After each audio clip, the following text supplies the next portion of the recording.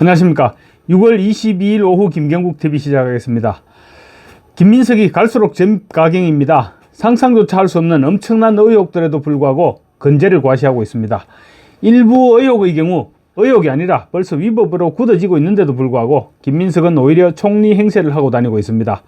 국회 인사청문회도 실시하기 이전에 완전히 하자투성임에도 불구하고 김민석은 임명을 자신하고 있습니다. 이유가 뭘까요? 이재명은 과연 김민석에 대해서 무슨 생각을 하고 있을까요? 김민석은 최소 하루에 한 건 이상의 의혹이 제기되어 왔는데 오늘은 김민석의 강연료가 밝혀졌습니다. 국회 사무처가 국민의힘 주진우 의원실에 제출한 최근 5년간 김민석이 신고한 외부 강의 신고 내역을 보면 총 26번에 강연료는 800만 원에 불과했습니다. 김민석은 자신의 재산 정식 의혹이 일파만파로 확산되자 뒤늦게 세비 이외에 5억 원의 수입이 있었는데 수입원과 관련해서는 강연료와 재혼 결혼식 축의금, 빙부상 조의금, 출판 기념회 등을 언급했습니다. 그나마 출판 기념회는 최초에는 입도 번긋하지 않았습니다. 감추고 싶었던 것입니다. 재혼 소식을 알리면서 김민석은 결혼식 축의금을 받지 않겠다고 밝혔고 또 자기 아버지도 아니고 재혼한 부인의 아버지인 빙부 조의금 역시 큰 규모가 아니었을 것으로 추정할 수 있습니다. 거기에다 강연료 역시 800만 원에 불과했음이 드러났으니 이제 출판 기념회를 통해서 끌어들인 현금이 얼마인지를 밝힐 순서입니다. 김민석의 말대로라면 한 번에 3억 원 정도는 끌어들였다고 볼 수 있는데 말 그대로 현금 장사였습니다. 김민석의 돈 문제는 전혀 해명되지 않고 있습니다. 김민석은 이번 검증 과정에서 무수한 거짓말을 내놓았습니다. 출입국 기록이라고 내놓은 서류는 정부 공식 문서와는 거리가 멀어도 한참 동떨어진 비서진이 작성한 것으로 보이는 엑셀 파일이 전부였습니다.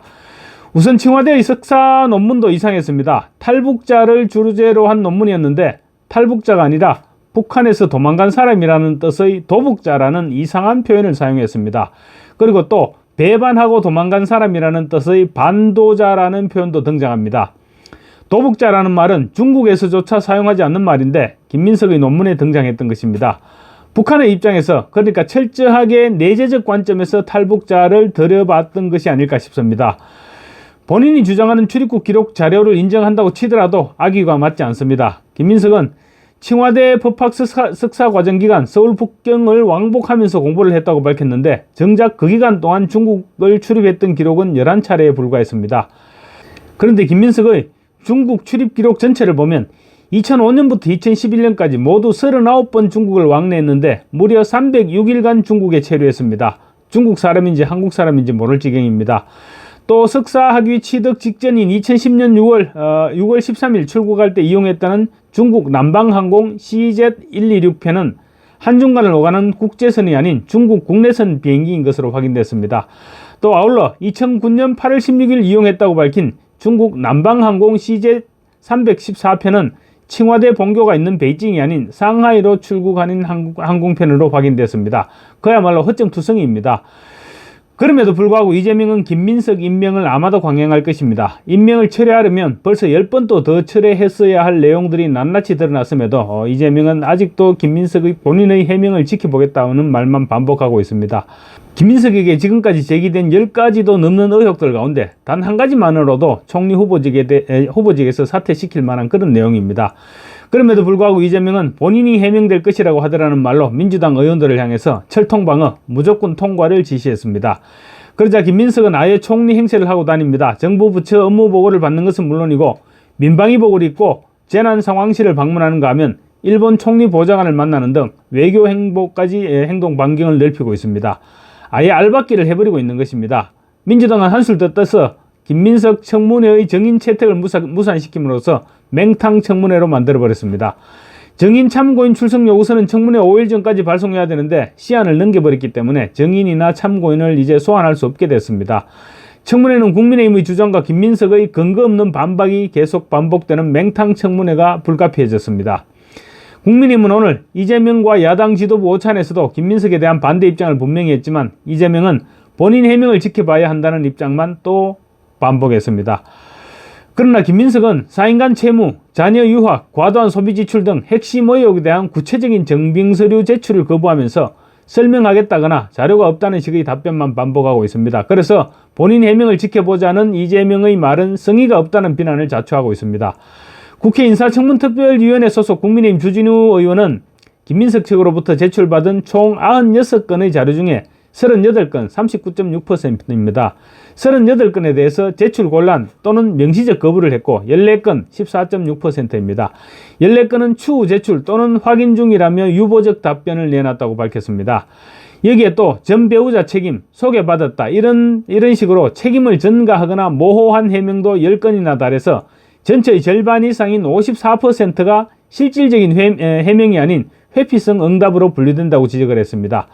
핵심 쟁점인 1억 4천만 원 규모의 4인 간 채무 문제에 대해서 김민석은 각 채권자와 개별적으로 계약을 체결한 정상적인 금전거래다 이렇게 해명을 했지만 제출된 차용증은 모두 동일한 양식과 조건, 5년 만기 연이율 2.5%입니다. 동일한 양식과 동일한 조건으로 작성됐고 일부 채권자가 정치 후원금 고액 기부자와 중복된 사실이 확인되면서 쪼개기 후원 및 위장 정치자금 의혹은 여전히 해소되지 않고 있습니다.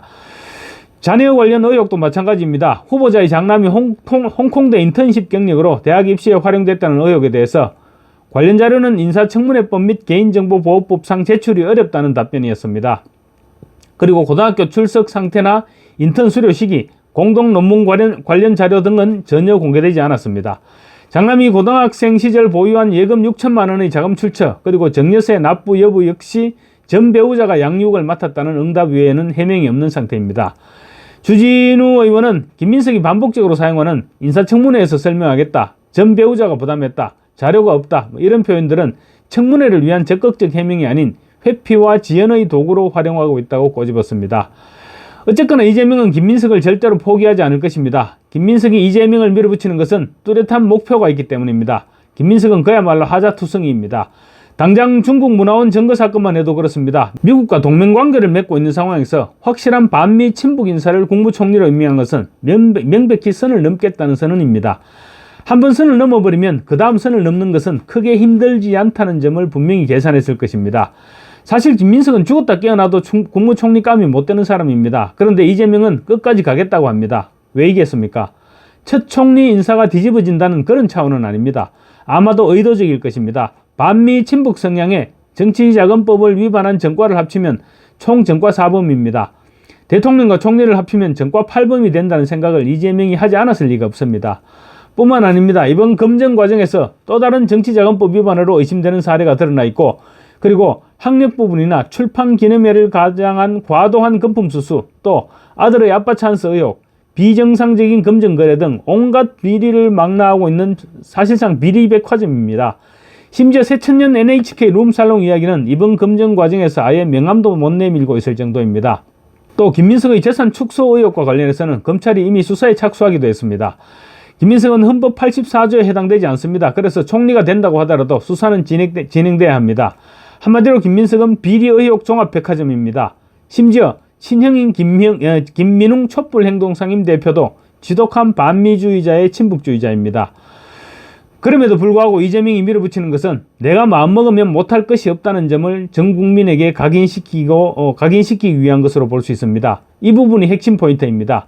그러니까 앞으로의 인사뿐만 아니라 정책도 완전히 자기 멋대로 가겠다는 것입니다.